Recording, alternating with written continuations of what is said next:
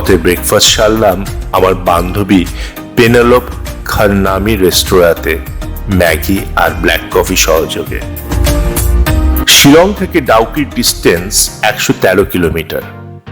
সময় লাগার কথা আনুমানিক 3 ঘন্টা। পেনেলোপ বলেছিল ডাউকির দিকে রাস্তার কাজ চলছে, তাই রাস্তা বেশ কিছু জায়গায় খুব খারাপ। তাই ধরে নিয়েছিলাম 3 ঘন্টার জায়গায় 5 ঘন্টায় নিশ্চয়ই পৌঁছে যাব, অর্থাৎ সন্ধ্যের আগে পৌঁছে যাব ডাউকি। কিন্তু আবার বলি সেই কথা, তোমার নিয়ন্ত্রতা যদি অন্য কিছু নির্দিষ্ট করে রাখে তোমার জন্য, তুমি কি করবে? বলছি কি হলো যথাসময়। আপাতত ভবঘুরের সাথে স্কুটার চড়ে চলতে থাকো।